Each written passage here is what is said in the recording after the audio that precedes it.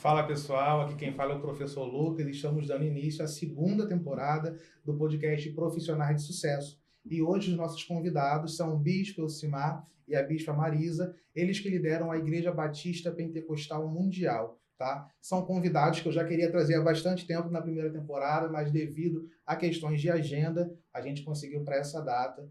Sejam bem-vindos, Bispo Elcimar, Bispa Marisa, é um prazer ter vocês aqui conosco no nosso programa. Tá? Como de início, de costume, eu sempre peço aos convidados para que se apresentem. Quem é o Bispo Elcimar? Quem é a Bispa Marisa? E aí vocês podem falar o que vocês quiserem, pode ficar bastante à vontade. Ô, Marisa. Boa tarde, me chamo Marisa Moraes Viana, sou casada com o Bispo Elcimar Lopes Viana, tenho 4 filhos, 3 netos e formada em psicologia e amo tudo que faço. E estou muito feliz por estar aqui, é um prazer. Sim, meus queridos, eu sou Elcimar Lopes Viana, ocupo a função de bispo na Igreja Batista Pentecostal Mundial, sou casado com essa princesa que acabou de se apresentar, temos os 4 filhos e os 3 netos, sabe? E estamos juntos aqui para partilhar da alegria desse podcast. Agradeço ao Lucas por ter nos convidado. Eu que agradeço por terem aceitado esse convite. É uma honra estar aqui conversando com vocês. Obrigado. Uma das primeiras perguntas que eu quero fazer para a gente começar esse bate-papo vocês dedicam uma vida, né, ao ministério. E assim, em que momento, e a pergunta é para os dois, tá? Os dois podem responder. Vocês perceberam que a vida de vocês seria essa vida de total dedicação ao ministério, de viver de fato em prol disso? Como foi que aconteceu esse processo? Teve algum acontecimento específico que fizeram vocês perceberem que Deus tinha chamado vocês para isso? Eu sou evangélico de berço. Quando eu nasci, justamente no ano em que meu pai se converteu, foi o ano que eu nasci, 1962, né? Então eu cresci num ambiente cristão e evangélico, com tudo que tem direito, louvores, correção, tudo, exatamente tudo, né? Aos 18 anos, eu conheci essa garotinha. Aí nós nos unimos, nossos destinos se entrelaçaram. Eu tinha 18 e ela tinha 14. E aí nós caminhamos até... Eu, aos 22 anos, me casei com ela, né? E a nossa vida se misturou, sabe? Aí, por volta de 1991, já casados, eu fui chamado para dirigir a igreja em substituição ao meu saudoso pai, que acabara de ter uma crise, um infarto. E aí, nesse momento, eu não estava pensando em ser bispo de nada, porque isso não existe. Não existe uma carreira disso. Existe um chamado, uma situação, sabe, que te chama. E você começa a perceber que é o único lugar que você encontra a alegria de viver ali. E isso denota um chamado. Porque o chamado para servir a Deus, ou para qualquer coisa na vida, o chamado tem que ser algo que você diga assim, poderia estar em qualquer lugar, mas estaria infeliz. Eu teria competência para ser um médico. Minhas filhas mesmo costumam dizer para mim assim, poxa, pai, esse negócio de ser bispo é tão árduo, é tanta ingratidão, tanta injustiça. O senhor, dia sim, dia não, está em enterros, sabe? Mas eu falo com elas, filha, mas eu fico contente, não é alegre, é contente em fazer o que eu estou fazendo, que ali eu me sinto útil. Ali eu sinto que eu faço diferença na vida dos outros. Elas dizem, você poderia ser um juiz, pai, você poderia ser um advogado renomado, você poderia ser qualquer coisa. Falei, mas eu não estaria feliz. Quer dizer, o chamado é uma coisa que Deus copta a gente e diz, eu quero você aí, eu vou cuidar de você aí. Sabe? E como nós dois vivenciamos isso? Essa é a minha experiência, né? Desde então, eu venho fazendo isso com muita alegria. Quero terminar meus dias servindo ao Senhor e fazendo múltiplas coisas, né? Agora é tu. Senhora. A minha é bem diferente. Como ele falou, né? Nós nos casamos, eu tinha 17 anos, ia fazer 18 em agosto, casamos em junho, e logo assim, ele está falando, foi assumir a primeira igreja, né? Que foi lá no Boa Ventura, e eu não tinha experiência nenhuma, nem pensava em ser esposa de pastor, nem pensava ser uma pastora, mas ele já estava liderando em Boa Ventura, IBPM de Boa Ventura, E eu estava passando uma situação lá na igreja. E essa situação estava muito difícil para mim. Estava difícil de conviver. E um dia ele saiu para a igreja com o Tiago, né, que é meu filho mais velho, e eu grávida da Joyce. E eu fiquei muito triste em casa, chorando muito. E eu fui dobrar meu joelho na beirada da minha cama e fui orar a Deus. E falei com Deus de tudo que eu estava sentindo, tudo que eu estava pensando, que eu estava sentindo, tudo que eu achava que não era para mim. E comecei a falar com ele de todas as minhas dificuldades naquele momento ali que eu estava vivenciando com a igreja. E quando foi no outro dia de manhã, a minha cunhada chegou, minha cunhada Carlúcia, chegou lá em casa chorando muito. E eu perguntei para ela se tinha acontecido alguma coisa. E ela falou assim: aconteceu sim. Deus não me deixou dormir a noite inteira por tua culpa. E aí ela começou a chorar muito. E aí o Senhor a tomou e falou comigo: eis minha serva, eis que eu te separei do meio da tua parentela. Te uni o meu ungido para fazer a minha obra. Quem você pensa que você é? Eu não lhe devo obediência. Ele repetiu 2 vezes o Senhor para mim, essas palavras. E depois ele me disse: a sua vida é minha. Faço da sua vida o que eu quero. Você está entendendo o que eu estou falando com você? E aí eu caí de joelhos, chorando e pedindo perdão ao Senhor. E naquele momento ali eu descobri o meu chamado. O Senhor se revelou a mim e me disse que eu tinha sido escolhida, que eu tinha sido separada para fazer a obra dele. Que eu já amava fazer a obra do Senhor. E aí passei a amar muito mais, com toda a força do meu coração, com todo o meu entendimento, com toda a força da minha alma. E até hoje eu estou aqui, fazendo a obra do Senhor e desejo cumprir até o dia dele voltar ou quando ele me chamar. Amém. E foi Somos diferente. bem diferente, né? Isso vai até me adiantar uma pergunta que eu ia fazer no final, mas para os dois também responder, sobre essa questão do chamado pastoral, né? Porque ser bispo, queria que o senhor depois falasse a diferença entre bispo e pastor, mas são pastores também, né? Sim. Pastoreiam. Sim. Sobre o chamado pastoral, tem muita gente que fala que o pastor, quando ele realmente é chamado, ele não gosta daquilo. Eu queria que vocês falassem sobre isso. O pastor, ele pode desejar o pastoreio e ser chamado por Deus, ou aquele que de fato é chamado por Deus, ele normalmente é uma pessoa que não queria fazer aquilo? Essa questão ela é muito contraditória. Quem afirma isso está errado. Deus não é um masoquista. Deus não quer que uma pessoa vá fazer as coisas como se estivesse indo para o matadouro. Nada disso. Sabe? Ele te dá alegria, sim, para você fazer. O fato que a pessoa chamada não fica à vontade, que a pessoa chamada tem responsabilidade. Um pastor não brinca com a vida dos outros. Um pastor não prega como quem está narrando um jogo de futebol, porque tem responsabilidade. Isso é fato. O peso da responsabilidade. Agora, com alegria, sim. É uma alegria. É grato servir a Jesus. É grato levar a cruz. Eu preferia estar na casa do Senhor em qualquer outro lugar. O salmista Davi fala isso. Então, o chamado não dá medo.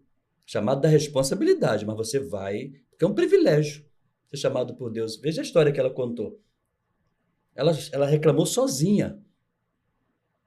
Deus chamou a minha irmã e falou com ela, vai lá e fala para ela que quem manda nela sou eu e que eu escolhi. E eu costumo dizer para Marisa que Deus gosta muito dela, eu vivo com ela. E Deus gosta muito dela. É um privilégio você saber que Deus gosta de você, Ele cuida de você de modo diferente. Então, ser chamado, Lucas, não implica em não querer. Ele prefere chamar os que querem. Pode ter certeza disso. Tá bom? Mas existem os casos isolados também que a gente vê dos testemunhos, né? De pessoas que nunca imaginaram que seriam pastores e que Deus foi lá e chamou. Sim, é o que eu tô dizendo. Nós interpretamos dessa forma. Mas é o que eu estou dizendo para você. Eu não queria ser pastor. Se você olhar na minha autobiografia, eu queria ser caminhoneiro. Eu queria ser caminhoneiro, sabe? Eu queria ser caminhoneiro. Eu acho isso fantástico. Eu tinha na minha mente de criança. Mas eu fui com alegria. O chamado não quer dizer que você deseja desde a infância. Quer dizer que quando te chama, te dá alegria. Quando te chama, você se sente honrado. Não é? Quando te chama, você se sente honrado. Essa é a ideia. A senhora quer falar sobre isso? É uma diferença sobre a minha história e a história do bispo, que o bispo ele já nasceu num berço evangélico, né? Eu não. Minha mãe era espírita e ela me levava sempre, né, para o centro, e lá me dava banho de pipoca, banho de ervas, queria até que eu batesse tambor, sabe? Teve uma noite que o demônio falou que eu era de alguém e que alguém era meu dono naquela noite.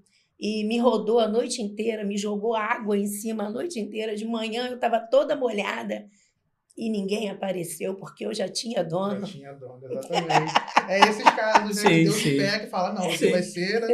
Você não Eu sabe, já mas tinha dono, eu já estava selada, né? E Exatamente. aí não tinha como, você não né? sabe, mas eu já te escolhi. Essa É coisa bacana. isso. E aí minha avó, sempre minha mãe me levava para o centro, e quando era domingo de manhã, minha avó me acordava, me dava banho, trocava minha roupa e me levava para a escola dominical, junto com ela, né? Que é a minha referência de fé, de coragem, de força, sempre foi a minha avó, né? Então eu trago ela até hoje, quando eu viver essa referência de uma mulher forte, de uma mulher fiel a Deus, sabe? De uma mulher que ela não deixava nada impedir ela para ir para a casa do Senhor, cumpria as obrigações dela da casa, mas no horário da escola dominical era certeiro, ela saía. Meu avô não era evangélico, meu avô aceitou Jesus lá no leito já de morte, né? Então, eu sempre olhei para minha avó e sempre desejei ser como ela, Legal. sabe? E louvado seja o nome do Senhor que Deus me selou. Graças a Deus. A próxima pergunta, eu não sei nem se essa palavra foi bem colocada, mas vocês vão entender. Mas assim, existe ou qual seria o maior fardo ou dificuldade para um líder? E no caso de vocês, são líderes de líderes também, né? Não é só pastor de uma igreja. É pastor de uma igreja, mas também lidera outras igrejas e outros pastores. Qual é o maior fardo dessa função, a maior dificuldade? Meu príncipe, a maior dificuldade é dificuldade do próprio processo. Eu não me assombro muito com as coisas, porque desde que a gente nasce para a guerra. Nascidos vivos, nascidos para a guerra. Eu, quando olho para uma criança, eu sinto a peninha dela, que eu fico pensando, tu já sabe quem é o Lula? Tu já sabe quem é o Bolsonaro? Tu já sabe quem é o Maduro, ou o Trump, ou o Putin? Tu não sabe de nada, mas você vai saber. É. Né? Quer dizer, eu estou dizendo o quê? Você vai entrar no mundo de guerra. Por enquanto, você está sendo protegido. Você está no colo do papai e da mamãe. Mas qualquer hora dessa, o mundo vai ser apresentado para você. Aquilo que todo mundo acha uma gracinha, vão começar a falar, tu já é um homenzinho. Para com isso. Olha a responsabilidade. Quer dizer, a gente nasceu vivo, nasceu para a guerra. Então, eu não tenho, assim, na mente, uma coisa que seja um fardo muito pesado. Acho que são desafios. Eu resolvi problemas ontem. Várias reuniões ontem. Hoje tem outras. E vai ser assim, até voltar para casa. Faz parte do processo. Faz parte do processo. Eles existem, mas eu nem gosto de enumerá-los porque eles são muito semelhantes, sabe? É uma luta daqui que dói, outra dali que dói. Mas elas são normais, elas são a miséria humana. É a nossa miséria que Deus chamou a gente para transitar, para ajudar os outros, resolver as deles e a gente cuidar das nossas também, porque nós também as temos, entende? Então, isso não vejo como fardo, não. Uma das coisas que me assusta muito no mundo é aquilo que eu não posso resolver, sabe? Quando eu lido com doença, eu fico tão triste quando eu lido com doença que eu digo, aí eu estou limitado, não sou médico e não tenho poderes para resolver esses problemas. Mas as coisas humanas, eu sirvo de letra, eu acho que é nosso dever, vá lutar, vai lá.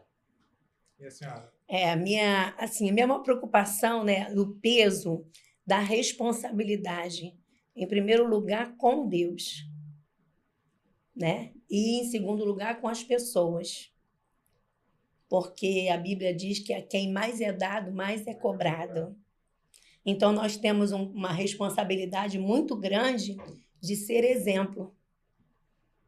Que as pessoas vão olhar para você e vão ver você como um exemplo, uma referência, alguém que possa confiar, alguém que eles acreditam, Não, Deus está na vida desta pessoa. E essa responsabilidade você demonstra, né? Não é de um dia para o outro. Não é só porque você tem um cargo, não é só porque você tem um título. Você demonstra durante a sua vida essa responsabilidade, porque vai ser assim, em uma vida diária, né? Mostrando Deus, né? Mostrando que o Senhor é com você e que você tem responsabilidade com a palavra, com o mandamento do Senhor, com as doutrinas do Senhor. Então você não tem duas palavras, você só tem uma, porque você é Cristo na terra, está aqui representando o Senhor. E essa é uma responsabilidade muito grande que um líder tem na terra. Primeiro, a responsabilidade com Deus e depois com o povo. O cristão, ele já tem isso, né? Eu, por exemplo, tenho pessoas na minha família que não são evangélicas, né?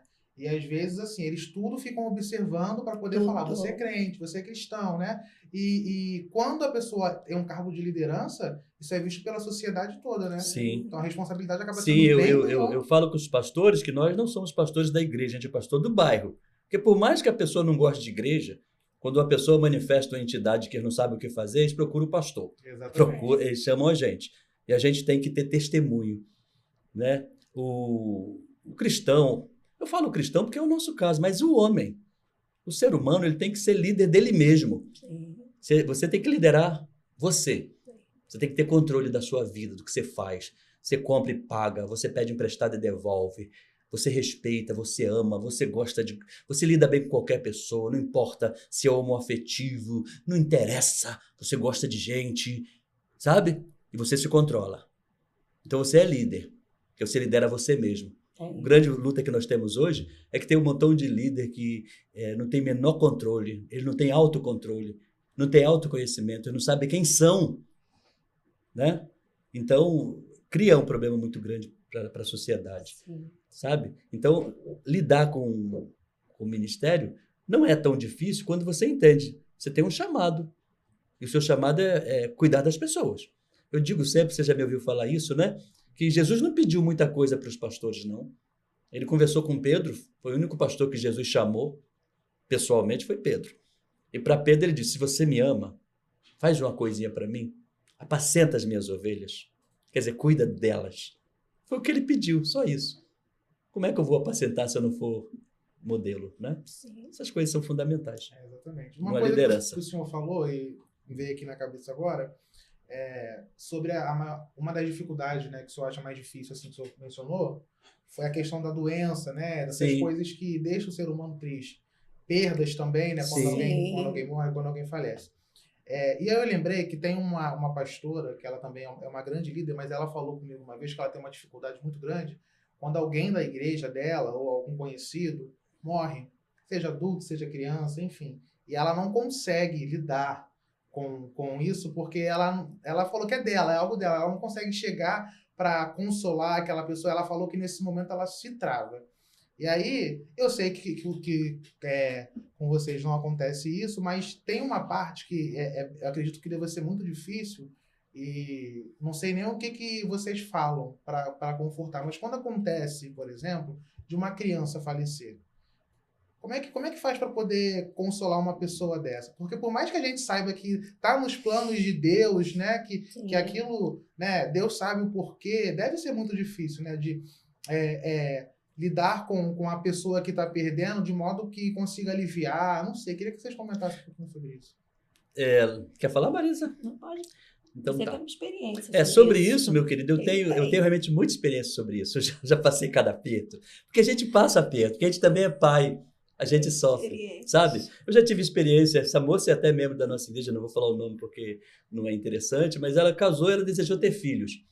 E todo bebezinho dela, quando dava 7 meses, nascia e ela perdia porque era prematuro. Isso aconteceu por 2 vezes. Na segunda vez, foi gêmeos, nasceram. E eu acompanhei ela no Jardim da Saudade, devolvendo todos eles, sabe? Todos eles. O que eu falo para uma pessoa dessa? Eu não vou falar que é da vontade de Deus, eu não sou louco. Eu não vou falar, eu só vou dizer, minha flor, eu sei que Deus está em sempre razão. Mas nesse momento eu vou me somar a você, eu não entendo o que ele está fazendo. Seria E eu até- estou aqui do seu lado para te abraçar, para dizer para você que o que ele fez foi mandar eu te abraçar, ficar com você, eu te ajudar seu marido, dizer para você, vamos continuar sonhando, tá? Você vai segurar uma criança no colo. E, graças a Deus ela segurou. Graças a Deus. A criança dela deve estar com uns 25 anos hoje. Esse caso foi emblemático, que essa pessoa está lá com a gente até hoje. E assim, o nosso amor cresceu por causa dessa luta. Sabe? Agora, recentemente também nós tivemos um episódio desse, né, de um bebezinho muito esperado, com nome e tudo, nome bíblico. E eu também fui junto. E quando, na hora de pregar a palavra, que a gente quer deixar uma palavrinha, eu falei a mesma coisa. Gente, não entendo, também sou pai. Eu não entendo como alguém que acabou de chegar já está voltando para casa. Mas eu só sei que Deus não comete erros. Eu é quem não entendo ele. Isso está na Bíblia. A gente é que não entende. Porque cedo ou tarde, todos nós voltaremos para casa. Tem vida de todo tamanho. Tem vidas úteis na nossa natureza que nasce agora e daqui a pouco está voltando para casa, cumpriu o seu papel e está voltando. Só que tem coisa que eu não entendo. Então, como eu conforto, Lucas? Eu conforto dizendo essa verdade. Estou aqui contigo. Estou sentindo a sua dor. Eu te amo. Tá? É só isso que eu tenho para falar. Eu não ouso dizer a vontade de Deus. Eu não ouso dizer. Eu ouso dizer que Deus sabe o que está fazendo. Só isso. Mas falar que é da vontade dele. É tão contraditória a dor das pessoas. Você falar de um Deus bom que gostou do que fez, não gosto de falar. Exatamente. É um assunto bem não assim, pega triste, bem. Né? Difícil, né, de lidar. E aí essa pessoa que eu falei, ela tem o esposo que também é, né, mas é sempre ele que faz, porque ela falou que ela trava, né, e ela não consegue lidar. Eu imagino que deve ser a parte e mais cada um difícil. lida de uma Isso forma diferente, né? Isso é uma questão psicológica, né? Cada um lida de uma forma diferente. É respeitável. Né? Vou passar agora 2 patrocinadores antes da gente dar continuidade. Colégio Curso El Shaddai vai aparecer aí na telinha de vocês. Colégio Curso El Shaddai é uma escola por princípios, tá? Do Classe Baby ao 9º ano, fica ali em Nova Iguaçu, pessoal de Nova Iguaçu. Nós recomendamos o Colégio Curso El Shaddai, matrículas abertas para 2026. Tá aqui as informações e também nas nossas redes sociais. E agora o Adriana Joias. Adriana Joias vai aparecer aí na telinha de vocês. Você que está em busca de um emprego, né? Tá querendo empreender, a gente indica o Adriana Joias, que eles fazem revenda consignada, tá? A loja fica lá no centro do Rio, tá aqui o site também, onde vocês conseguem informações de telefone, tá? Para contato, e aí nós indicamos também a Adriana Joias e agradecemos pelo patrocínio. Dando continuidade aqui, uma das coisas que eu como ovelha de vocês também, né? Mesmo antes de congregar na sede, sempre vi vocês falando muito sobre família, né? Sempre falam muito sobre a importância da família, né? E aí, eu queria que vocês falassem um pouquinho por que esse tema ele é tão central no ministério de vocês. Família. Porque não é em todas as igrejas que a gente escuta tanto falar sobre a importância da família. Mas na nossa igreja a gente escuta bastante, né? O bispo, a bispo, sempre falando sobre a família. Fala, Marisa. Vou falar então. Fala. Por que a gente tem, né, um tema central assim de família? Eu cheguei na família do bispo já presenciando e vendo todo o tratamento, o cuidado, o amor que havia naquela família, coisa que eu não vivenciei, né? Então, eu cheguei ali e encontrei aquele acolhimento, né? Aquele amor, aquele carinho. Mas a família, ela é um tema central porque a família é o primeiro projeto de Deus.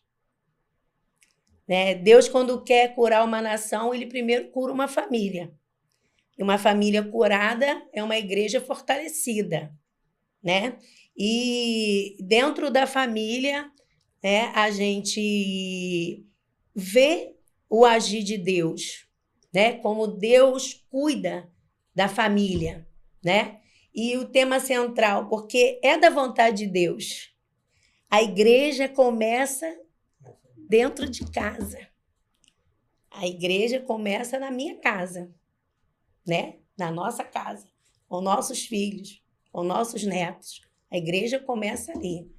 Então, ali, se você tem uma família abençoada, uma família fortalecida, uma família instruída na palavra, na oração, na busca, né, do momento com Deus, de todos os ensinamentos, você também vai levar, né, a igreja também ser uma igreja instruída, ter conhecimento, né, buscar ao Senhor, se consagrar ao Senhor, né, cumprir com os mandamentos de Deus, fazer a vontade de Deus e não a nossa, que a vontade de Deus é soberana, né? Então, é isso. A família é tudo. Ela é a base. Ela é a estrutura, né? Então, ela é tudo. É fundamental. Infelizmente, nós estamos vivendo um tempo em que os valores estão sendo totalmente distorcidos, mas prevalece a vontade de Deus. Amém. E o senhor, bispo? Então, meu amor, a família, a Bíblia fala da família lá no livro de Gênesis, né? No capítulo 12, logo no versículo 3, a palavra é essa: em ti serão benditas todas as famílias da terra. Famílias, porque o grupo, o menor grupo, né? O menor grupo que se forma com duas pessoas e vai crescendo, criando uma sucessão de boas ações, de cuidado, de zelo. Família é tudo. A gente prega muito sobre família, porque, na verdade, a infelicidade geralmente é a ausência de família. A infelicidade é a ausência de família. Sabe? Quando uma pessoa não tem família, ele não tem para onde ir, ele não tem direito nem de passar mal. Quando ele está internado, ele fica sozinho. Sabe? Quando ele envelhece, ele é abandonado. E ela me ouve falar muito isso. Eu acho que abandono é uma coisa triste. Uma das piores coisas que se pode ter na vida é a ideia do abandono. Mas quem não tem uma família está trabalhando para em algum momento se sentir sozinho de tudo, abandonado, sabe? Então, por que também a gente enfatiza muito o tema família na igreja hoje? Porque a família está sendo muito atacada. Uma loucura. Uma coisa que é ignorância. Eu não estou falando de ideologia política, de esquerda ou de direita. Eu estou falando de ignorância. Família. Família tem que ser preservada. Família é tudo. Tem coisa, Lucas, que você não aguentaria se não tivesse família. É verdade. Tem coisa que se você estivesse sozinho, você não aguentaria. Você não resistiria. Você luta porque tem teus filhos e sua esposa. Se alguma tribulação te chegar, tu vai dizer, mas eu vou lutar por eles. Porque por mim eu já teria me rendido. Mas tu não se rende por causa deles. Então a família é uma âncora poderosa que nos mantém presos a esse mundo, no sentido bonito da palavra. Ao mundo de existir, de construir, de deixar um legado, sabe? Essas coisas importantes. Quando olho para a sociedade batendo tanto na família, eu penso que é muita ignorância. Porque todo mundo precisa de uma família. Se eu tenho um filho gay, ele precisa da família dele. Entendeu o que eu estou falando? De repente eu serei os poucos lugares onde ele vai ter sossego para dormir sabendo, eu sou gay, mas meu pai está aqui. Lá fora até querem me bater. Graças a Deus já não é mais o caso do Brasil. Eu tenho visto as pessoas terem mais juízo e entender que apesar da religião, cada um deve viver do modo que quer, porque Deus é quem vai julgar todo mundo. E a gente prega o que a gente acredita livremente, com respeito, e pronto, né? Mas eu quero dizer o quê? Família é tudo que a gente tem aqui. Cuide da sua. Cuide da sua, sabe? Cuide. Plante no coração da sua esposa confiança, segurança. Que tu seja para ela o porto seguro, sabe? Que tu seja para o seu filho alguém que ele diga, ele vai brigar, mas eu vou falar com ele assim mesmo, porque ele é o cara que me ama mais do que todo mundo. Essa coisa bacana que a gente tem que saber. Família é um lugar de ajuste. E a gente sabe, por exemplo, né? Família tem as funções principais que a gente precisa. Família tem que cumprir a função educativa, que é educar. A procriativa, que é fazer nascer. Né? Gerar. A econômica, que é eu vou sustentar, eu vou cuidar. E a emotiva, eu vou cuidar do seu emocional.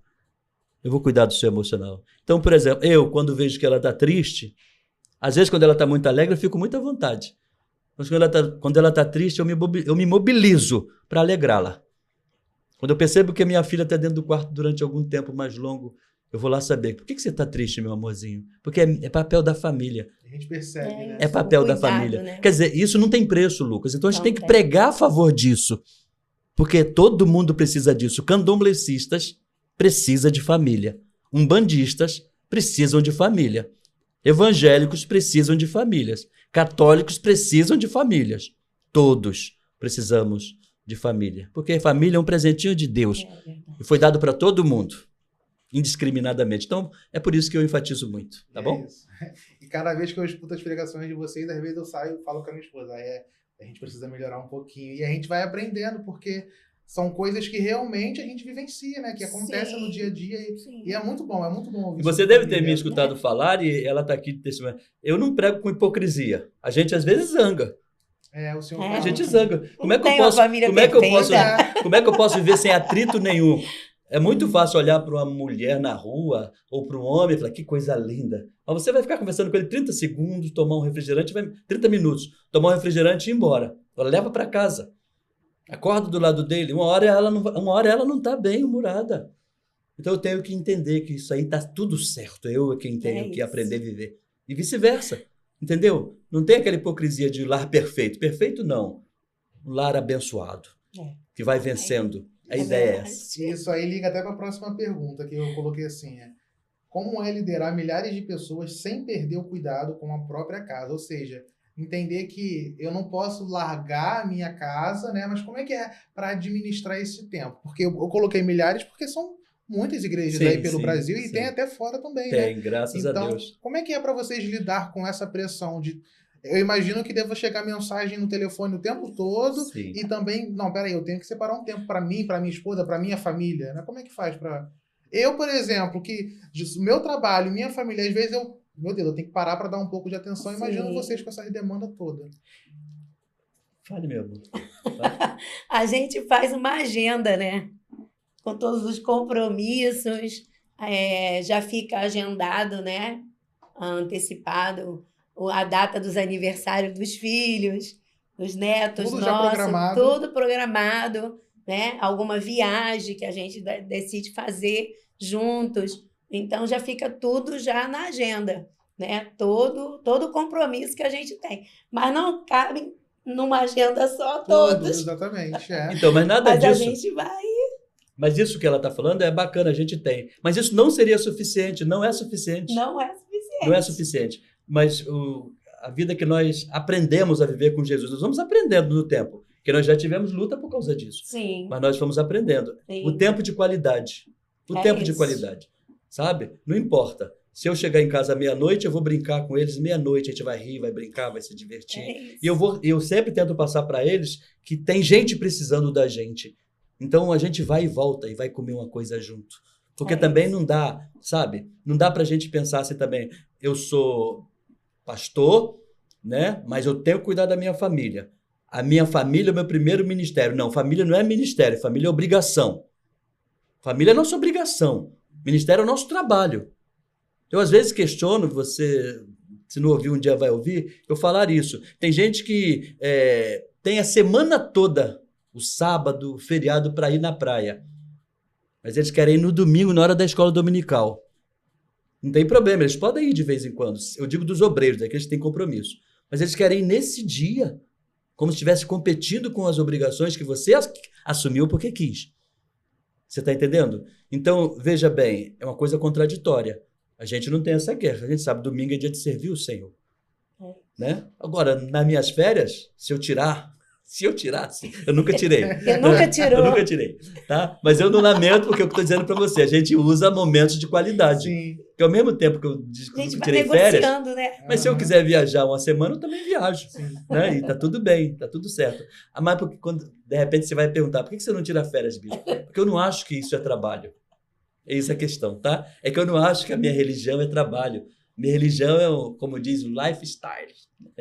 É um estilo de vida, sabe? Ou você faz isso ou você não está aqui. Você entende? Então, Lucas, dá para a gente conciliar se a gente tiver companheirismo. Sim. Só não dá para conciliar quando a esposa compete com o marido. Quando o marido compete com a mulher. E quando os filhos não têm amor pela causa. Sabe? Aí começa a dizer, não, o senhor foi para a igreja e não ficou aqui comigo. Aí eu diria para minha filha, meu amor, mas amanhã é segunda-feira, eu estou aqui o dia inteiro para você. Mas ela quer o domingo. Para quê? Mas quando elas também amam a obra, apesar de não servir como nós, mas como também amam, elas entendem. Sabe? Então não tem sido muito difícil, não. Tem dado para cuidar da casa, tem dado para cuidar da casa também. Graças a Deus. O Graças senhor tocou a num Deus. assunto que me trouxe à memória uma pergunta que eu fiquei com muito cuidado em formular essas perguntas, né, para não gerar pergunta polêmica, mas essa é um pouco polêmica. Mas o senhor fala muito isso na igreja, então eu acho que não vai ter problema eu falar aqui. Sobre a nossa igreja, a IBPM, a Igreja Batista Pentecostal Mundial, para quem está assistindo agora, ela tem pastoras mulheres. Tem. E recentemente tem levantado um pessoal aí falando muita coisa contra isso. Eu queria que o senhor falasse um pouquinho a respeito disso, a bispa também, porque tem ministérios que mulheres não podem nem subir no púlpito, né? Tem ministérios que separam as mulheres dos homens, e eu não estou aqui para falar mal, mas assim, dizer que Só falar, não né? vejo diferença, né? E tá aqui a senhora, a bispa, e outras pastoras que eu conheço que são pessoas assim que fazem um excelente trabalho.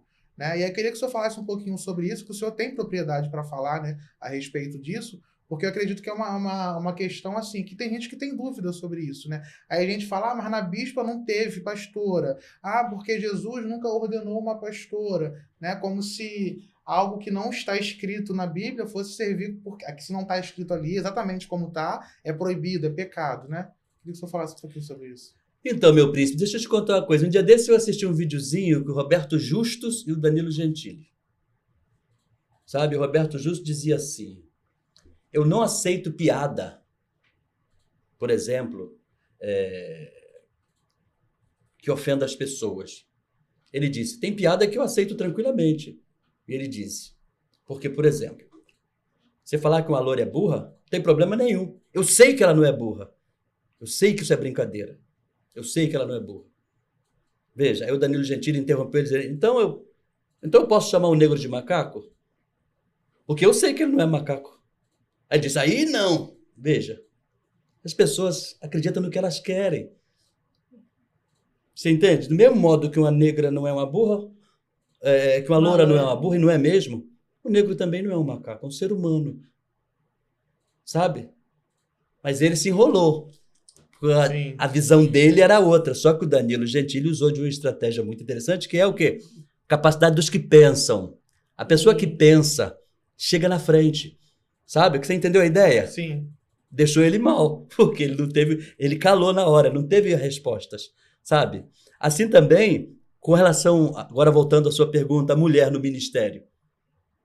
Onde é que está escrito que mulher não pode ser pastora? Aí vem ele e fala comigo, mas onde é que está escrito que pode? Tá, mas eu quero que me fale onde não pode. Porque qualquer testamento é mais ou menos assim. As coisas que estão escritas serão resolvidas desse jeito. As que não estão serão decididas em conselho. Você entende o que eu disse? Sim. Usando o bom senso. Usando o bom senso. Aí o conselho pensa que, qual o problema da mulher? Servir a Deus. O ministério pastoral não é um dom divino, não é um ministério que Deus dá, não é Deus que coloca. Se ele colocou na mulher de saia, se ele colocou na mulher que usa saia, ou no homem que usa calça comprida, não interessa. Você entende o que eu estou dizendo para você? Mas tem um aspecto importante, Lucas. Jesus só chamou um pastor, poxa. Não tem na Bíblia outro pastor que Jesus tenha chamado. Ele só chamou Pedro para ser pastor. Mas eu te faço uma pergunta, professor Lucas. Você conhece o nome? Você sabe o nome da mulher de Pedro? Você sabe? Ninguém sabe. A mulher de Pedro não andava com ele. Porque eu não tenho dúvidas que se a mulher de Pedro tivesse com Pedro, Jesus ia chamá-la também. Junto com ele. Sim. Porque ele tratou... Quando ele foi no poço, ele achou a mulher samaritana, não achou o marido dela. Ele conversou com quem? Com ela, porque ela estava lá. Mas na hora de Pedro, Pedro estava sozinho. Quem desonrava as mulheres no passado eram os homens. Não era Deus e nem Jesus. E hoje também, se a gente deixar, eles também as desonram. Deixando que elas sejam sombra da gente, como se fosse um apêndice da gente. E não é, não é. A mulher é a matriz. A mulher é a mãe. A mulher é a que gera. Nenhum pastorzão estaria vivo se ela não desse mamar, se ela deixasse para lá. Entendeu? Mas por que Jesus não chamou? Costume da época. As mulheres estavam escondidas. Ele trabalhou com quem se apresentou. Simples assim. Aí tem o apóstolo Paulo. Mas o apóstolo Paulo, por mais maravilhoso que seja, eu acho ele um homem fantástico.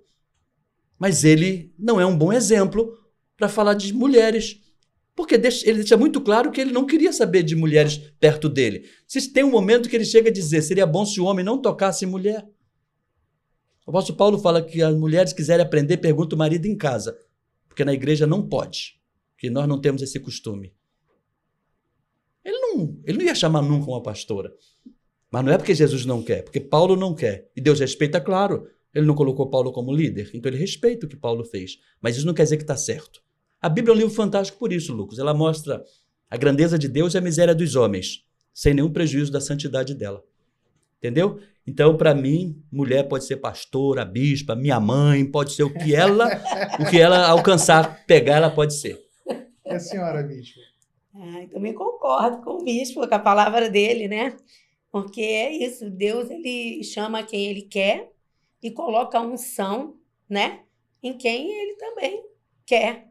E nós já passamos por isso também, convidamos uma missionária para ministrar a palavra num culto de mulher na nossa igreja, e chegou lá, ela estava se explicando para o bispo e para mim que ela não podia subir no púlpito por ordem do marido, que o marido não aceitava.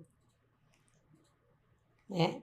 Então você vê que isso realmente está na mente humana, né? Isso para mim, assim, eu vou falar porque para mim isso é uma exclusão. Não tem outra explicação, né? É uma exclusão. Como é que a mulher não pode subir no púlpito porque a mulher... Você vê, Lucas, quando eu falei com você aqui, numa pergunta anterior, a pessoa não pensar é muito triste. Muito. Porque, na verdade, poxa, bispo, mas não pode ter mulher no ministério hoje, porque no tempo de Jesus não tinha mulher pastora. Meu Deus, ele só chamou Pedro, só tinha um homem que se apresentou para ele sozinho. Mas, no tempo de Jesus também não tinha médica. O médico era o doutor Lucas. Em homenagem a você, o médico da época era o doutor Lucas. No tempo de Jesus não tinha professora. O professor era o doutor Gamaliel. Tudo homem. Era uma cultura. Não tem nada de sagrado nisso. Era uma cultura. Entendeu? Hoje tem médicas. Tem professoras. E faz um trabalho maravilhoso. Quer dizer, a gente ama a Bíblia. E eu não vejo erro nela. Eu vejo pessoas ignorantes que não compreendem a questão cultural. Sim. Exatamente. E isso não é pecado. A cultura não é para tornar o que não era pecado, pecado. Tá? Porque o que é pecado e a gente tem que lidar com isso normalmente. Né? Mas é para compreender que certos costumes não havia porque eram vedados. Né? Se tudo que tivesse lá naquela época, que não tivesse naquela época, não tivesse hoje, a gente não usaria muita coisa. Tecnologia, por Sim, exemplo, Sim. não tinha. Sim. E aí a gente não vai usar porque naquela época não Durante tinha. muito tempo você não viu que... Durante muito tempo você talvez não, porque você é mais jovem. Mas eu vi durante muito tempo pastores pregando contra a televisão. Não tenha televisão nas suas casas, é o diabo eletrônico. Mas não é, a televisão para mim é uma bênção. Passa tudo na televisão. Tem canais proibidos. Lá em casa, por exemplo, tem senha nos canais proibidos. Eu nunca vi. Eu botei senha. Mas desce muita coisa boa pela antena. Esse programa mesmo. Sim, exatamente. Vai descer, vai aparecer ali. E passa nas telas. E passa nas É telas. isso. Então, não tem esse negócio. Né? Para quem é impuro, tudo é impuro. Mas para quem é santo, ele santifica as coisas e Deus abençoa. É verdade. Dando continuidade aqui, ao longo dessa trajetória ministerial de vocês, né, já de bastante tempo, vocês já vivenciaram algum milagre na igreja ou fora da igreja? Algo que realmente ficou notório que foi Deus que fez? Se lembram de algum, ou ficaram sabendo, ou vivenciaram? Nós tivemos, né? Muitas vezes, meu amor, Muitas muitas vezes. Tem uns que são mais vívidos na mente da gente, sabe? Mas muitas vezes. Pessoalmente, eu tive muitos com os meus filhos, porque sei que Deus resolveu fazer, mas ele quis se revelar muito através de milagres, de atenção com a minha família, sabe? Com a minha família pessoal. Entende? Mas um que me chamou muita atenção ali na sede, tem muitos anos, foi com o filho da missionária Ilma. Né? O menino tinha epilepsia, e numa sexta-feira, no culto de família, eu simplesmente comecei a cantar um louvor e peguei ele e comecei a dançar com ele, suavemente assim, para fazer um carinho. Era uma criança de 7 aninhos, para fazer um carinho. Né? E naquele momento Deus curou ele. No outro dia, a mãe foi no médico, os exames, ele nunca mais teve nenhuma crise epilética. Foi curado. Hoje está um homem já. Sabe, Deus, ele é fantástico. Eu sei que muita gente não crê em Deus. Por causa dos maus testemunhos, por causa das pessoas ruins, muita gente perde até a fé. Sabe, agora eu não entendo Deus, agora eu sei que ele está lá e é demais. Eu sei que ele está lá e que ele é demais. Quando ele resolve, ele faz. Sabe? Com os meus filhos mesmos, tá aí na minha autobiografia, eu conto o milagre da Carol, sabe? De que eu já estava sem força achando que eu ia perder a minha filha. E eu sentei no chão do Rocha Faria e pedi a Deus que me mandasse um anjo para me socorrer, porque ela estava morrendo lá em cima. Deus mandou o anjo para me socorrer. Me levou lá em cima. E eu peguei meu neto no colo e logo soube notícia que a minha filha estava sendo cuidada e ela escapou. E Deus ouviu na mesma hora que eu pedi. Sabe, esses são poucos dos muitos testemunhos, porque são muitos. Sim, sabe, eu e ela temos um testemunho muito interessante, logo no início do nosso ministério, de uma pessoa que manifestou espíritos, uma legião, e nós fomos usados para pegar essa pessoa, cuidar dela e libertar. O Espírito Santo, Deus a libertou, nós a levamos para casa. São testemunhos lindos, só que são longos demais. E com a minha Carol é uma coisa assim tremenda, porque quando ela foi ganhar o meu neto João Vitor, ela, 34 anos atrás, ela bebê, quando ela teve coqueluche, foram 7 meses de sofrimento. E Deus fez a mesma coisa com o bispo Elcimar, no mesmo lugar, que foi no Rocha Faria. De eu falar com Deus justamente isso. Para Deus, há 26 anos atrás, o Senhor disse que ela não ia ficar aqui. E o Senhor me deixou levar para casa. E agora, o Senhor vai levá-la? Manda um anjo, eu não aguento mais. De tanto sofrimento. Aí foi no momento que Deus escuta, né? Ele escuta e mandou socorro na mesma hora. Então... Eu sou a prova viva disso. Eu, quando nasci, minha avó que conta, né? Porque eu, obviamente, não lembro. Mas quando eu nasci, minha mãe era muito nova, tinha 15 anos, e o médico que acompanhava ela tinha viajado. E aí foram os estagiários que fizeram o parto. E aí forçaram o parto normal. Eu nasci, eu tive derrame facial. Minha avó fala que a minha boca era embaixo da orelha. Literalmente embaixo da orelha. Quando eu nasci. E quando eu nasci, os médicos falaram, o bebê tá morto, vamos cuidar da mãe. Né? E eu já tava lá como morto. Uhum. E aí entrou uma enfermeira e olhou e falou, não, esse bebê tá vivo, né? Ela foi enviada de Deus para aquilo ali, né? E aí eu fiquei no hospital durante muito tempo. E aí o médico falava para minha avó, o seu neto, ele não vai viver por muito tempo, e o pouco tempo que ele vai viver, ele vai ser uma criança deficiente, né? Porque eu me alimentava por sonda, a boca era literalmente embaixo da orelha. O meu tio, na época, veio de São Paulo, mas ele não teve coragem de filmar, ele veio com uma câmera para filmar, para registrar, e aí minha avó aceitou Jesus por conta disso. Isso. Minha avó era uma pessoa muito assim, a nível de conhecimento, ignorante, né, de conhecimento, sempre muito batalhadora, mas não acreditava muito nessas coisas. Aí ela em casa viu uma igreja do Evangelho Quadrangular, pastor João Batista, lá no Paraíso. Ela passou, entrou e falou para Deus, falou, ou leva meu neto ou cura ele, porque eu não tenho condições de criar uma criança. Era muito pobre, criar muito uma criança humilde. especial ainda, né? Foi o que ela falou. Ela conta, né? Fizeram até um jornalzinho na época. E aí ela falou que, milagrosamente, a minha boca retornou pro lugar, né? Cresci, gordo bastante, até hoje, forte. Né? Minha mãe também ficou bem, graças a Deus. E aí, anos depois, ela contou o testemunho. Então, eu acredito muito. Já vivenciei um paralítico andando numa igreja também. Hoje em dia, é um tópico até para um outro momento, né? Tem acontecido com menos frequência, mas eu acho que é por conta da incredulidade das pessoas, né? O que vocês acham a respeito disso? Ô, Lucas, eu acho que tem a ver com incredulidade, mas tem a ver também com a necessidade. Sabe? Tem a ver com a necessidade. Porque se Deus quiser fazer, ele vai fazer independente da pessoa acreditar ou não. Vai fazer. Porque verdade. A pessoa pensa assim, você não conseguiu porque não teve fé. Não, Deus tem que querer.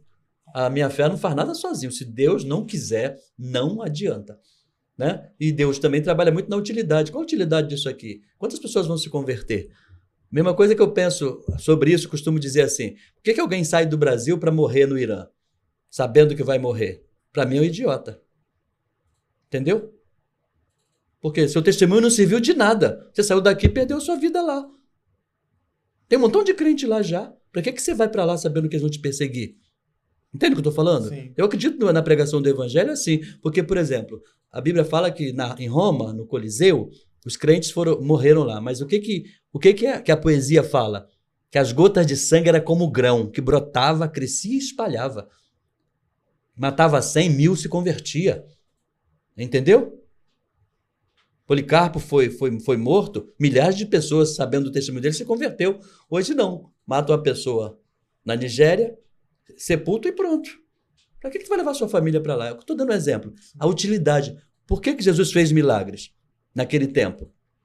Ele fez e deixou muito claro para glória do nome do Senhor. Né? E, por exemplo, esse testemunho que eu contei, a mãe era nova convertida, fortaleceu a fé. O pai era novo convertido, fortaleceu a fé. A avó se converteu. A família quase toda se converteu com esse milagre aí. Então Deus tem finalidades. Tem um propósito. Tem em tudo, propósito. né? Em tudo, né? Bispo, agora é uma pergunta específica para a senhora sobre a questão da psicologia, né? A senhora se formou em psicologia, né? Tem pouco tempo, né? Recente. Mas eu queria que a senhora falasse um pouquinho sobre a psicologia e a fé cristã, né? Se o crente ele precisa fazer terapia ou se, como existem pessoas que falam por aí, que crente não faz terapia. Eu queria que a senhora falasse um pouquinho sobre essa questão.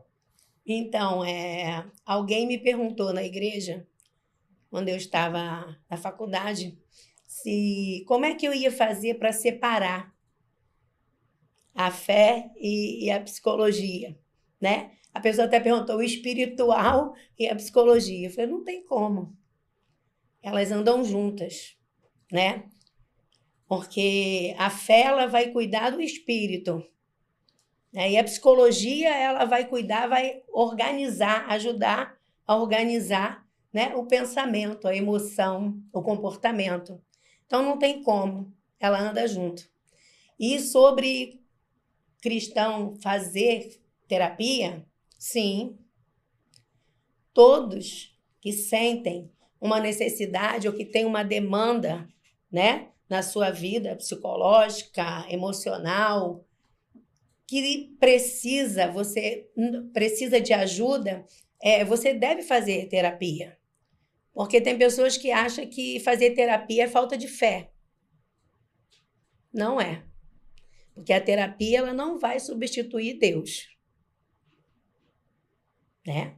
A terapia ela vai ajudar, ela vai reeducar, vai te ajudar a organizar aqueles pensamentos que você tem, aqueles pensamentos automáticos que vêm direto na sua mente sem parar. E da maioria deles são negativos, né? E aqueles comportamentos também disfuncionais, né? A terapia vai te ajudar a organizar isso. Então, é necessário fazer terapia? Sim. Porque já ouvi pessoas falar assim, a fulana está com depressão. Ah, não, mas aquilo ali é preguiça. Ou a depressão é do diabo, coisa do diabo. Sim, porque ela precisa de oração. Ela precisa ser liberta. Ela precisa de oração? Sim. Precisa de libertação? Sim. Mas precisa também de ajuda. Porque toda pessoa que está passando por um sofrimento, ela precisa de ajuda, né? Então, a terapia, ela vai te ajudar a organizar tudo isso. Então, é necessário fazer terapia, sim. Entendeu? Porque você, às vezes, pensa assim, porque é falta de fé. Não é. Não é falta de fé. Você buscar ajuda não é você se preocupar, eu não vou buscar ajuda porque vão pensar que eu não tenho fé. Não é. Não vai te diminuir você buscar ajuda. Entendeu? Quando você vai buscar ajuda, você vai fazer o quê? Você vai ter uma atitude, um pensamento inteligente. Porque você vai pensar, eu vou buscar ajuda porque eu preciso cuidar da vida que Deus me deu. Exatamente. Que é um presente de Deus, a vida. Então, Deus deixou tudo certinho. Quando ele fala assim, né? Deixei os médicos. Quando a gente fala, né? Você vai no médico, você precisa ir no médico. Deus não deixou? Então, a sua parte, você faz. Você busca. A parte de Deus, já está pronto. Está na mão dele. Então, buscar ajuda, fazer terapia não é vergonha, não vai diminuir a sua fé, entendeu? Então, você precisando de ajuda, você deve buscar. Não tenha medo, não tenha vergonha, busca ajuda, porque isso não é vergonha para ninguém, entendeu? Então, o crente tem que fazer terapia, sim, como todos. Eu não estou fazendo no momento, mas já fiz e de fato é muito bom, ajuda muito mesmo a gente. Sim, Coisas que você escuta assim que você para analisar certos comportamentos porque você tem, né? E começa a entender, é muito interessante. sim. Eu já fiz, estou sem fazer, estou querendo voltar porque ajuda mesmo, é muito bom. É muito Gente, bom. o tempo está acabando, eu vou fazer uma pergunta aqui que é muito importante, né? Para mim, pelo menos, e para quem vai assistir a gente com certeza. Uma das marcas que vocês, Bispo Elcimar e Bispa Marisa, têm, eu posso falar porque eu escuto, né, das pessoas, principalmente quando eu congregava em uma IBPM filial, do carinho que vocês têm com as pessoas, né? Toda vez que a gente ia na sede, os comentários na volta, nossa, eles são tão carinhosos, né? E a IBPM também, de um modo geral, tem essa fama, né? E é uma fama boa. É uma igreja muito carinhosa, é uma igreja muito receptiva, né? Só que é um carinho diferente mesmo, abraça, beija, fala, pergunta como tá, coisas que a gente não vê sempre, né? E a senhora até comentou um pouquinho sobre isso, falando que a família do bispo tinha esse jeito diferente de tratar, Sim. que a senhora foi se acostumando, né? Queria que vocês falassem um pouquinho sobre isso e sobre essa identidade da igreja, porque a gente vive num momento em que as pessoas, né, não se cumprimentam, né? Você passa no ônibus, esbarra, você fica até com medo da reação da pessoa, Sim. né? E quando a gente vê uma liderança com essa atitude, né, isso modifica a vida das pessoas, né? Então, Lucas, a igreja ela tem o slogan de igreja de coração ardente, né? E a ideia de coração ardente é justamente isso. Não ignorar as pessoas, não importa que elas sejam. Moradoras de rua ou um ilustre deputado que esteja nos visitando. Serão tratados do mesmo jeito, com o mesmo abraço. Porque, como eu falei com você, eu aprendi a gostar de gente, ser humano. Ser humano é realmente fantástico. Gosto e respeito, sabe? E a minha criação e o que eu tento passar para a igreja, tanto como exemplo, você entende? E eu falo quando eu recebo pessoas, gente, eu gosto de intimidade, com respeito. A minha esposa, por exemplo, na minha família, meus irmãos brincam com ela, pega no colo, beija. O Clarimar, por exemplo, que você conhece ele fala assim, é tão bom abraçar a mulher dos outros, mas ele está brincando com ela, porque ela virou uma irmã. Ela virou uma irmã. Então, a ideia é que qualquer pessoa que se aproxime da gente com sinceridade seja mais um irmão. E a igreja tem isso. A igreja é feita de irmãos. Não é para ser conhecido. Não. Como é que a gente saúda? A paz do Senhor, irmão. A igreja batista tradicional. Boa noite, irmãos. Não é irmão? Irmão é coisa muito boa. Irmão ama. Irmão tem intimidade, irmão toca, irmão sabe, olhando para você, que você está sofrendo. É isso. Sabe? A ideia é essa, fazer que a palavra irmão seja verdade. E tem um louvor no Cantor Cristão que diz assim, se tua igreja toda andar em santa união, então será bendito o nome de cristãos. A ideia é justamente essa, fazer com que os igrejas de coração ardente seja ardente para todo mundo que está ali. Não para o púlpito, para o altar. Os irmãos daqui do altar, não, é todo mundo. A gente desce. Eu desço e vou para a porta. Eu até falo, eu vou para a porta hoje atrasar a saída de vocês um pouquinho. Né? Mas, na verdade, é para sentir. E não é lisonja, não é por causa de coisa, não é porque é para qualquer um. Graças a Deus, né? E é isso, o que eu acho bonito nisso tudo, porque, como eu estava falando, Lucas, eu não aprendi sobre o amor. Não cresci numa família, né, estruturada, que cuida, que ama. Não, né? Não tive isso. Então, quando eu aceitei Jesus com 14 anos, logo após, assim, nós começamos a namorar e ele me conheceu numa fase muito difícil da minha vida.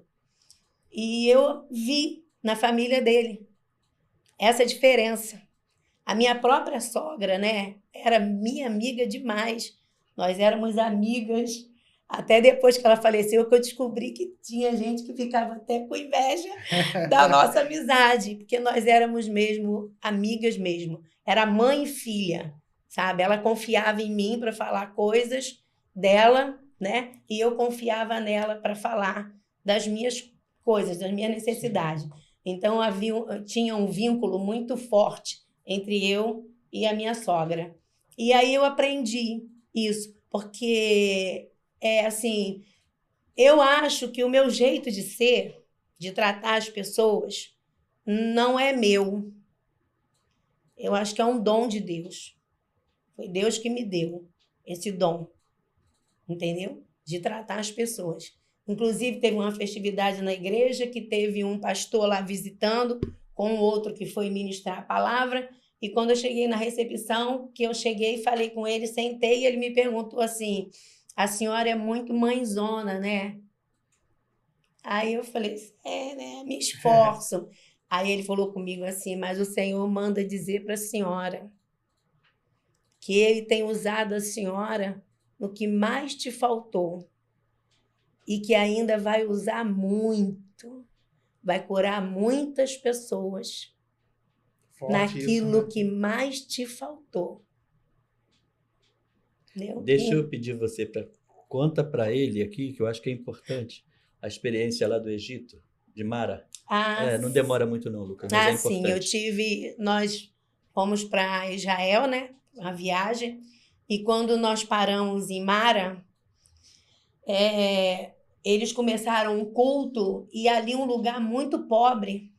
As pessoas que estavam morando naquela área ali, né? Muito pobre mesmo. Não tinha casa, não tinha cama, sabe? As pessoas dormiam no chão, na areia, com panos, né? Em cima de panos. E aí os bispos de São Paulo, da nossa caravana, nós começamos um culto. E tinha uma menina, assim, de uns 9, 10 anos, que ela ficava do outro lado, tentando vir para o lado onde nós estávamos, mas eu não estava entendendo. E os policiais que estavam ali para fazer a segurança não permitia ela passar. Mas todas as crianças naquela área, quando chegava perto da gente, pediam $1. $1. Só falava em dinheiro. E aquela menina, ela tentou 3 vezes atravessar para o lado onde nós estávamos, debaixo das tâmaras, fazendo culto, e não conseguiu, porque o segurança barrou ela. Eu sei que ela deu um jeito lá, sentou num tronco, e quando foi daqui a pouco, eu vi aquela menina atravessando, e ela veio na minha direção. E ela chegou na minha direção, ela me agarrou, ela me deu um abraço, e ficou ali abraçada comigo, não me pediu nada. E ficou ali abraçada comigo, sabe? E eu fiquei ali também parada, abraçada com ela, né? Oh, meu Deus! E ela me abraçou, me apertou. Aí me soltou e voltou correndo e sentou no lugar onde ela estava. E aquilo me comoveu de uma forma que eu comecei a chorar desesperadamente. E o motorista, o egípcio que estava no volante, ele falava assim, não chora desse jeito, não. Aí eu falava, mas eu tenho que chorar, porque eu venho num lugar desse. Se eu soubesse que aqui não tinha água suficiente, comida suficiente, eu teria trazido. Sim. Não tinha chegado aqui com a mão vazia do jeito que eu cheguei, né? E aí depois eu entendi. Porque o abraço, né? O motivo do abraço. Deus falando, né, comigo sobre isso, da importância. Eu vou te usar naquilo que te mais faltou. te faltou. Foi no acolhimento, Esse local na é empatia, justamente no amor. Do Egito, né? A parte onde Moisés transformou as águas amargas em água doce, Mara. Foi naquele. As cisternas estavam lá. Foi nesse ambiente. Por isso que é emblemático. E emocionante também, né? Eu Sim. também aqui ouvindo já fico me segurando, mas realmente é algo que chama atenção. A minha esposa, na época que eu conheci ela, né, que a gente ainda era namorado, que eu levei ela, e nossa, ela ficou maravilhada. A mãe dela, minha sogra, também fala que é um diferencial da nossa igreja muito grande. E isso cativa as pessoas, né?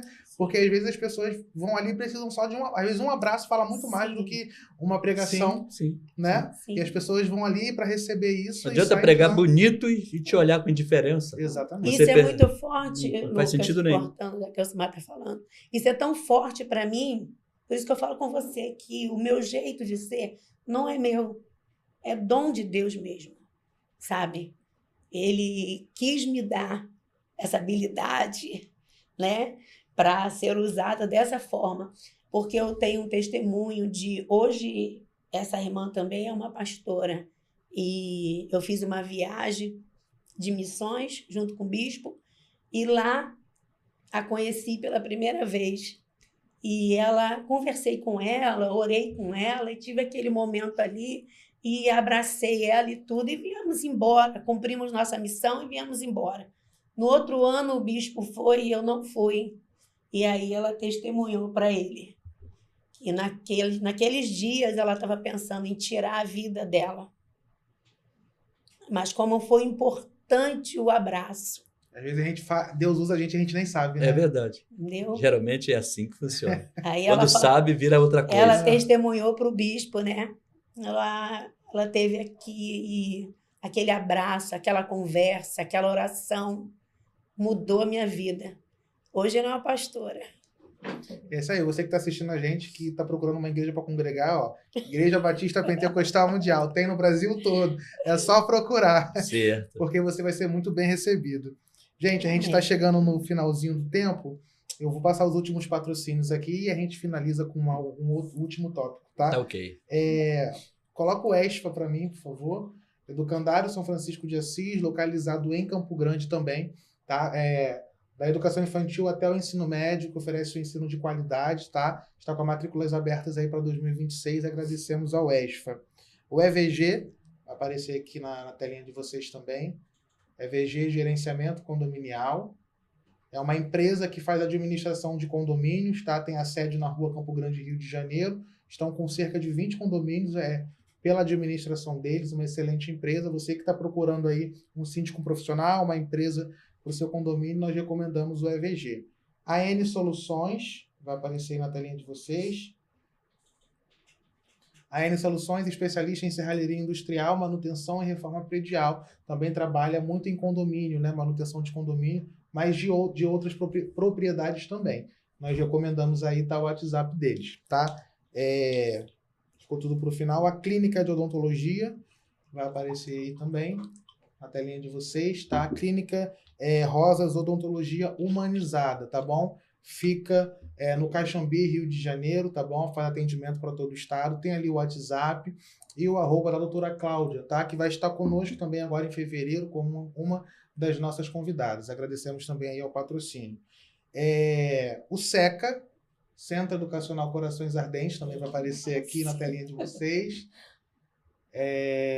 Primeiro ano, tá? Educação cristã do maternal ao 5º ano. Atenção individualizada, metodologia ativa, matrículas abertas, tá? Postaram recentemente últimas vagas.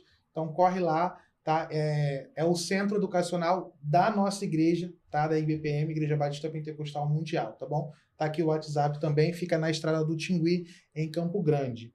E, por último, o CSA vai passar um videozinho aí na telinha de vocês. 5 motivos para você matricular o seu filho no Colégio Silva Abreu. Desde 1998, o Colégio Silva Abreu oferece educação com foco no desenvolvimento integral dos nossos alunos.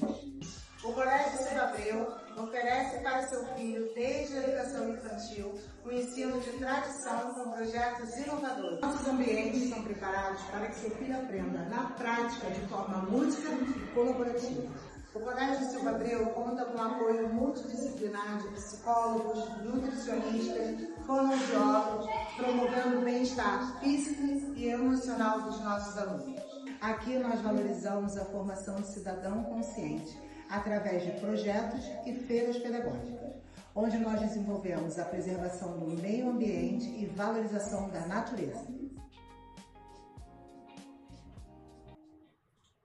Agradecemos também aí ao patrocínio do Colégio Silva Abreu.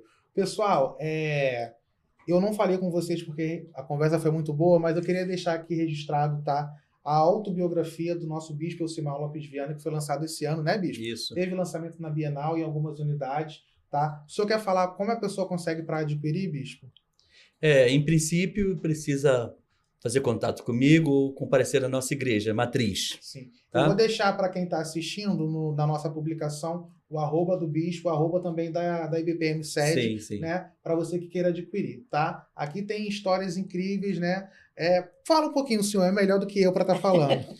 A história, desde o nascimento até agora, os 63 anos de idade, tem a ver. Falo da viagem que nós fizemos ao Egito, de todas as experiências vivenciadas no Egito, em Israel e na Espanha, que foi Sim. caminhos, né? E de como nós chegamos até aqui, meu ministério, quando fui consagrado, essas coisas todas estão aqui, né? Os milagres vivenciados na família. É uma história emocionante. É redundante, mas eu li 15 vezes. Eu li 15 vezes e chorei 15 vezes. Então, você que quiser adquirir, tá bom? Vou deixar o @ aqui no YouTube para quem está assistindo e também lá no nosso Instagram. Pessoal, a gente está chegando ao término e eu sempre peço aos convidados para deixar uma mensagem de incentivo. Porque o nosso podcast é profissional de sucesso. Mas como o bispo falou, né? Ser bispo não é uma profissão, é um chamado, né? Uma vocação. Mas eu creio que também tem pessoas que querem exercer, como eu falei lá no início, ser um pastor, ser uma pastora, né? Independente de ser bispo E quando ou a não. gente fala que não é uma profissão, é no sentido de CLT. Isso. Porque, na verdade, é um compromisso, É uma tem que ser dedicação, aprendido, né? tem que se Exatamente. dedicar. Não é discriminando a questão da profissionalismo, é só dizendo que é a fé, que você trabalha uma coisa de fé, e que, portanto, você não pode pensar só... Não tem, é aquilo que o senhor falou, né? Hoje eu tô de folga, não posso. Isso, não é tem só isso. né? não Mas que é um tem. compromisso, é um compromisso. E aí eu queria que vocês deixassem uma mensagem para as pessoas que estão nos assistindo, até mesmo para os pastores que estão em exercício, né? Uma mensagem de incentivo, né? Ou um convite, enfim, o que vocês quiserem para a gente estar encerrando aí com chave de ouro esse episódio. Começa por você, princesa. Não, você, nós dois, vai você primeiro. Bom, eu deixo aqui uma mensagem, né? Uma mensagem de fé, uma mensagem de coragem, de ânimo, né? Nós estamos iniciando agora o ano de 2026 e que nós possamos buscar em Deus toda a força que nós precisamos para continuar, né? A nossa missão, cumprir a nossa missão aqui na Terra, a qual Deus confiou em nós. E para todos os pastores e todas as pessoas que estão, né, nos ouvindo, que eu desejo tudo de bom, um ano abençoado, famílias abençoadas, projetos, sonhos realizados, né, pela vontade de Deus, porque tudo está na mão do Senhor. E que Deus continue abençoando também a sua vida, professor Amém. Lucas, Muito sua obrigado. família. E é uma honra, um prazer estar aqui com vocês, tá bom? Pronto, meus amores, eu quero deixar uma palavra de incentivo, sabe? E essa palavra está cunhada na seguinte realidade: a vida é bela. A gente tem que gostar de viver. Tem que ter alegria de viver. E tem que produzir isso no nosso dia a dia, sabe? Lutas, a gente vai ter o tempo todo. Mas a gente tem que olhar para frente. Eu queria que vocês que estão assistindo agora, creiam nisso. Olhem para frente. Deus nos trouxe até aqui. Ele vai nos levar a efeito. Sabe, eu gosto muito de um pensamentozinho que eu quero deixar para vocês, que fala do rio. Dizem que o rio treme de medo quando chega na hora de se lançar ao mar. Mas o Criador veio e diz para ele: não tenha medo, riozinho. Você veio de tão longe, passou tantos apertos, pedras, poluição, mas você venceu. E agora que você vai se projetar no oceano, não tenha medo. Você não vai deixar de existir. Agora, você vai virar oceano. Você será um com o oceano. Não tenha medo. Isso tem a ver com a nossa vida. Para onde eu estou indo? Eu estou indo para Deus. Para onde você está indo? Você está indo para Deus. Então não tenha medo. Eu queria deixar para você justamente essa mensagem. Não importa a sua idade.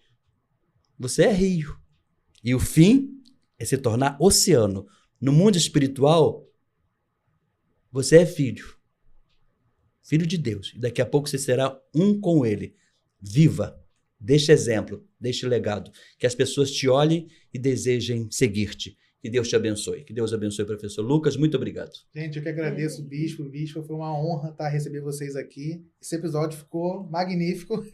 Vai render muitos cortes bons, vai alcançar muitas pessoas. Eu agradeço mesmo a Deus pela vida de vocês, tá? Por estarem aqui conosco. E vai ser uma honra, tá? É uma honra também servir lá com vocês, tá bom? E vai ter outros convites, porque ficou muita história aqui, muitos tópicos aqui que eu queria falar e não deu. A gente vê aí depois, tá bom?